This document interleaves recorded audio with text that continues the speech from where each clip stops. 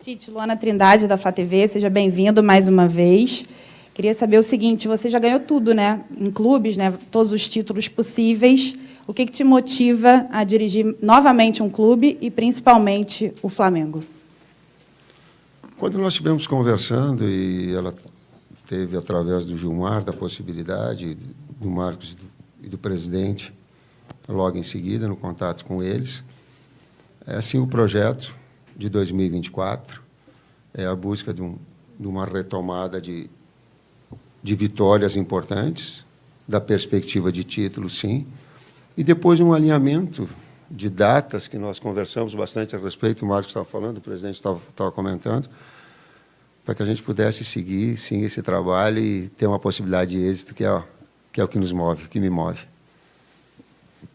Boa tarde, Tite. Carlos Gil, da TV Globo, Sport TV, tudo bem? Vou até me aprofundar um pouquinho na pergunta que a Luana fez, e o presidente Landim até, de certa maneira, respondeu em parte essa pergunta. Eu gostaria de saber o que exatamente, claro, foi um pedido do Flamengo, mas o que exatamente te fez repensar o teu projeto de só trabalhar em 2024? Que argumentos foram apresentados pelo Flamengo que te seduziram? E também aproveitando para saber o que te facilita conhecer tanta gente desse elenco, porque 11 estiveram com você em algum momento na seleção brasileira. Obrigado. Boa tarde, Carlos. Eu prefiro colocar, assim, respeitando todas as colocações diferentes, um ajuste de datas. Por quê? Um objetivo do Flamengo de 2024 no trabalho, e essa foi a premissa da conversa, do interesse. Da minha forma, também, de 2024. E eu lembro quando nós estávamos e nós conversamos a respeito, o Brás está me olhando porque ele sabe o que eu vou falar. Ele disse assim, como é que a gente ajusta os objetivos teus profissionais com objetivos e a necessidade do Flamengo? Ele é de 2024? É. Mas como é que ele pode ser para uma necessidade que nós tenhamos agora? E aí o projeto pesou mais forte, esse ajuste de datas, ele não é... e trazer uma situação anterior que também traz benefícios, traz risco e benefícios. Por quê? Porque o objetivo é a classificação na Libertadores, direta. Esse é o objetivo real. É o que é. A perspectiva de título que ela tem em matemática mas ela é sonho. E nós temos realidade em relação a isso. E ela tem um risco, porque são 9 equipes que estão muito próximas de classificação e de briga de Libertadores, onde o campeonato é extremamente disputado.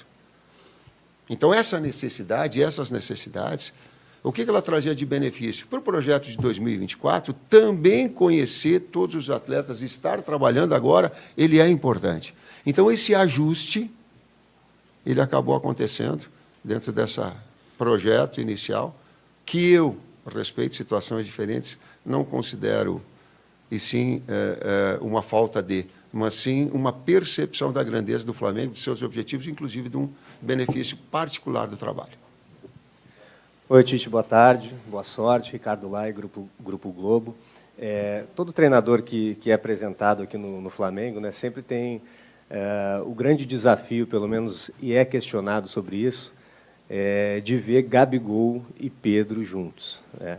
O Dorival conseguiu fazer isso, mas não tinha o Bruno Henrique na época, né? Estava lesionado.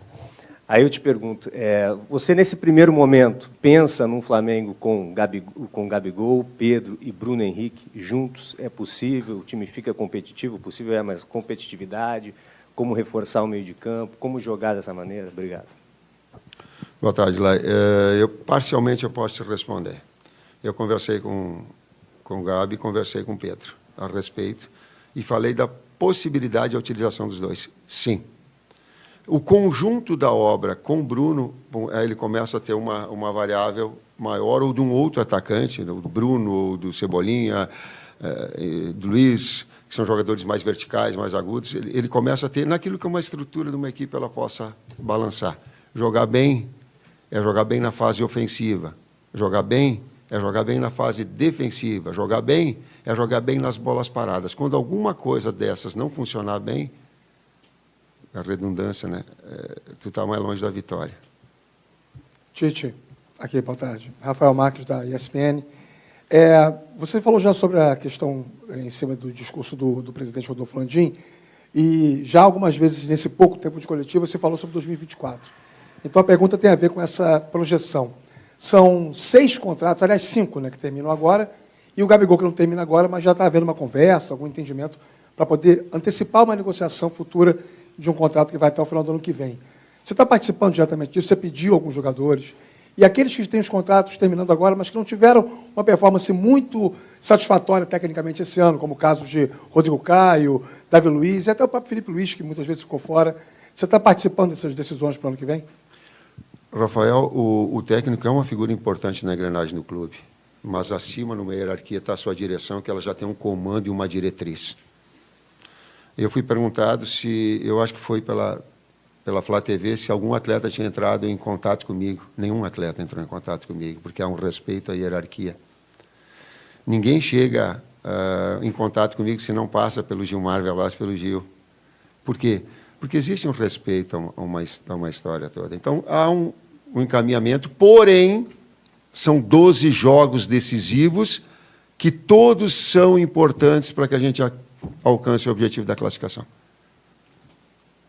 Tudo bem, Tite? Aqui, Aline Nastari, TNT Esportes. Aqui. Tudo bem? Você falou brevemente sobre Gabigol, sobre Bruno Henrique. Conhecendo você, conhecendo o seu trabalho, a gente sabe que toda essa relação com o Gabigol é muito mais do outro lado de tudo que foi falado do que do seu lado. Mas acho que gerou uma grande expectativa do torcedor esse encontro. Você falou que já teve uma conversa, ele acabou ficando fora da lista da Copa. Não sei se para o jogador teve alguma mágoa. Nessa conversa de vocês entraram no tema? Aline, eu conversei com ele, sim. Interessante que a conversa em casa com a minha família, com a minha filha, mais especificamente, ela falou assim, a gente sempre viu as situações que elas são externas, que ela é do espetáculo. Agora a gente vai ver elas atrás do pano, do bastidor. Então nós conversamos, sim. Coloquei a eles que eles concorreram a ir para a Copa. Vou te colocar. E até vou falar só nessa, para ser papo reto. Eu falei papo reto, sem filtro. Mas não concorreram com as mesmas características, porque são características diferentes. Um disputava como pivô, outro com jogador de movimentação. Inclusive, por isso, eles podem atuar junto. Eu volto a dizer, do ponto de equilíbrio que a equipe possa ter. Mas tranquilo em relação a isso. Você falou sobre um ajuste de datas, enfim, pensando em 2024. Eu queria que você falasse o que te chamou a atenção no projeto do Flamengo, já que os próprios dirigentes aí disseram, é o Tite, tem sempre vários clubes que estão de olho em você. Eu queria que você falasse um pouquinho sobre o projeto do Flamengo, o que te interessou, o que te chamou mais atenção para você tomar essa decisão. 4 anos de clube, a estabilidade com que ele tem na sua qualidade, a torcida e o quanto ela te incentiva e te mobiliza para tal, uma estrutura como a do Ninho, o grupo que estabelece, que joga as claras, joga limpo, joga claro, as situações que elas são benéficas ou prejudiciais, as pressões que tem. Né? Por exemplo, isso, mas coloca isso, eu não queria vir agora, porque há um tempo melhor, início de ano. Mas, sim, uma necessidade do clube, sim. E daqui a pouco a experiência que eu tive anterior, de fazer todos os trabalhos rápidos, porque era a característica do trabalho anterior, talvez possa permitir, talvez, melhor agora e acelerar todo esse processo. Tudo isso, esse conjunto da obra, um desafio profissional, um estado onde nunca trabalhei. Eu estou olhando aqui, e tem muitas pessoas, algumas com que eu tive contato e outras que não, que é diferente, é um estado novo, também é desafiador nesse aspecto. Tem um conjunto muito grande. Aqui, boa tarde, Tite, tudo bem? Isabelle Costa, da Casé TV. Aqui, tudo bem? Queria te perguntar, porque eu acompanhei esse último ano na Seleção Brasileira, pude acompanhar o seu trabalho de perto, e os jogadores sempre falaram muito bem do seu trabalho internamente também, inclusive até alguns requisitos, né, dos próprios dirigentes foram que você é um excelente gestor de grupo, e o Flamengo, nesse último ano, teve alguns problemas em relação à gestão de grupo, né, com algumas confusões de jogadores, né, até um caso de agressão. Queria que você pudesse falar como você pode trabalhar esse grupo que está um pouco fragmentado, até mesmo por esses episódios que aconteceram. O que você enxerga, quais são os problemas e o que você já sentiu também dentro desses problemas que o Flamengo passou no último ano? Obrigada. Isabelle, obrigado pela pergunta, porque antes me remeteu a uma coisa que eu correndo atrás do Flamengo, jogando pela Portuguesa ou pelo Guarani. A outra que eu tenho ciência de que eu era um jogador nota 7, vamos colocar assim. Não tinha uma excepcionalidade. Mas me trouxe uma experiência muito grande como ex-atleta. Eu observava os técnicos e dizia assim, ó, o cara pode escalar, ele tem, é da função dele, porém me treine igual e me respeite igual.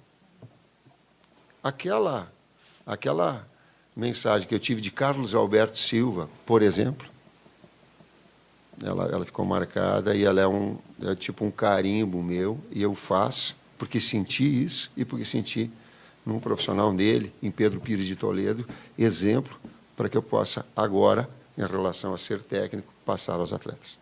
Respeito.